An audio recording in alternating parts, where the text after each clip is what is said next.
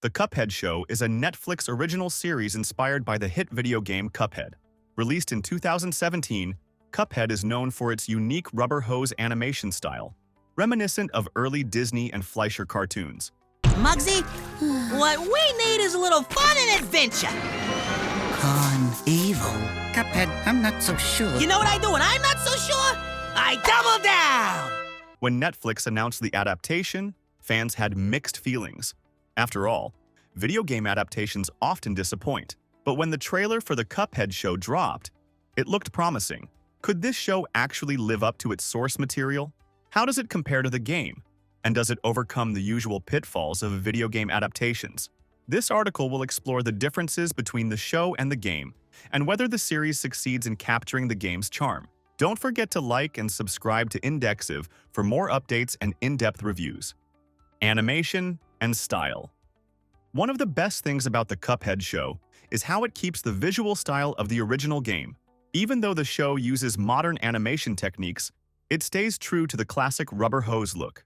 This style features characters with flexible, exaggerated movements and smooth, playful animation that's inspired by early 20th century cartoons. The creators of the show have worked hard to bring the golden age of animation back to life. The characters and settings all have that vintage charm that made the game so special. The animation is bright and full of life, making each episode visually captivating. Despite using modern animation, the show keeps the game's fun and humorous spirit.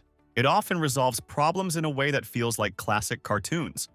Some people even compare it to Animaniacs, noting how it mixes both new and old animation styles. Each episode is a standalone story, with just a few connecting to a bigger plot. This format lets the show explore different scenarios and characters, keeping things fresh and exciting. The humor and creativity in the animation make every new episode something to look forward to, keeping viewers hooked. Storyline differences. The core plot of the Cuphead show revolves around Cuphead accidentally owing his soul to the devil, a concept that is also central to the game. However, the way this plot point is handled differs significantly between the two versions. The Devil's Casino. In the game, Cuphead and his brother Mugman go on an adventure that takes them to the Devil's Casino. There, they start winning a lot at the craps table, catching the devil's eye. The devil makes them a risky offer. If they win one more roll, they'll take all the casino's loot. But if they lose, they'll have to give up their souls. Cuphead, eager for the easy money, agrees to the bet even though Mugman tries to warn him. Sadly, Cuphead loses the roll, and now the devil wants their souls. The brothers, terrified of this fate, beg for another chance to settle their debt.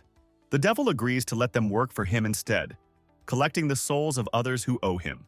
They turn to their caretaker, Elder Kettle, who warns them about the dangers they'll face and gives them a special potion. This potion lets them shoot energy from their fingers, which they use to fight the devil's debtors, the Fair and Soul Ball. In the Cuphead show, the story takes a different turn from the game. Instead of starting their adventure at a casino, Cuphead and Mugman find themselves at a lively fair. At the fair, they come across a game called Soul Ball, which is run by the devil. This game is used by the devil to collect the souls of people who lose. Everyone loves a carnival. Cuphead gets really good at Soul Ball and starts winning a lot. However, Mugman realizes that the game is dangerous and tries to warn Cuphead to stop playing. But Cuphead is too caught up in his winning streak and doesn't listen to his brother's advice. When the devil shows up because the Soul Ball counter stops, things take a turn. Mugman accidentally bumps into Cuphead, causing him to lose the game. Instead of asking Elder Kettle for help, which is what they would have done in the game, the brothers decide to keep their problems a secret. They're scared of getting into trouble, so they try to hide their predicament and deal with it on their own. Elder Kettle. In the Cuphead show, Elder Kettle is quite different from how he is in the game. In the game, Elder Kettle mainly serves as a caretaker. He provides Cuphead and Mugman with some basic tools and advice, but doesn't play a big role in their adventures. His involvement is mostly limited to giving them a little help and information. In the show, Elder Kettle has a much more active role. He's portrayed as a more involved parental figure. He tries hard to keep Cuphead and Mugman from getting into trouble or having too much fun. This change makes him more of a protective guardian, adding a new dynamic to his character. One thing that's missing from the show is the special potion that Elder Kettle gives the brothers in the game. This potion is used to help them fight the devil's debtors. It hasn't appeared in the series so far, but with 48 episodes planned, there's a possibility that it might be introduced later. Elder Kettle could also play a bigger role in future episodes, adding more depth to his character, debt collectors, and antagonists. In the Cuphead Show, many characters from the game are reimagined to fit the show's style. Some familiar faces make appearances, but in different roles. For example, the Root Pack, a group of giant vegetable bosses from the game, shows up in Episode 7. In the show, they try to take over Elder Kettle's garden, humorously called Elder Kettle's Babies. Ribby and Croaks, the boxing frog brothers from the game, also appear. In the game, they are tough bosses who fight Cuphead. In the show, they run a fancy club where Cuphead and Mugman sneak in. The frogs take their money and toss them into the water, adding a comedic twist to their characters. The show also features a giant three-headed dragon. In the game, this dragon is a major boss enemy, but in the show, it's just a random animal. This shows how the series adapts characters and situations to fit its episodic format and comedic tone. King Dice. King Dice is a key character in both the Cuphead Show and the game, but he's portrayed quite differently in each. In the game, King Dice is the devil's right-hand man at the casino. He's in charge of collecting souls and is a major boss you need to defeat before you can face the devil himself. His role is menacing and tough, making him a formidable opponent that players have to overcome. In the Cuphead Show, King Dice undergoes a big change. Instead of being a feared boss, he is reimagined as a game show host. He still has the job of collecting souls, but his focus is more on trying to impress the devil. The devil is frustrated that Cuphead managed to escape, so King Dice tries hard to win back favor.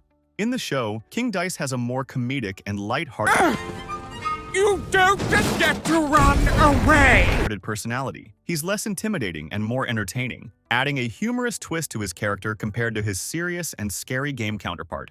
This shift in King Dice's character highlights the show's different approach to adapting the game's elements for a new format. Miss Chalice. In the final episode of the Cuphead Show, a new character named Miss Chalice makes her debut. Okay, you said it. I gotta admit, I don't usually stick around in one place for this long. She's a smart and charming character who uses her wits to achieve her goals. For instance, she helps Cuphead and Mugman by teaching them some clever tricks after they sneak into a cookie factory. Miss Chalice will also be introduced into the Cuphead game later this year as part of a new downloadable content, DLC. Her addition to the show brings a fresh twist, adding exciting new interactions and storylines with the main characters. Her cleverness and charm make her a standout character, enriching the show's dynamic and providing more fun for fans. The Cuphead Show offers a fresh take on the beloved video game, skillfully blending modern animation with the classic rubber hose style that fans adore. Despite some notable changes from the original game, the show manages to be both entertaining and faithful to its source material. With strong reviews, a solid 8 out of 10 on IMDb, a 64 from critics, and an impressive 86 audience score on Rotten Tomatoes, it's clear that the show has managed to rise above the usual pitfalls of video game adaptations. So, what do you think of the Cuphead Show? Do you agree with its ratings, or do you have a different view? Are you eager to see how Miss Chalice will be introduced into the game? Share your thoughts in the comments. Don't forget to like and subscribe to Indexive for more updates and reviews.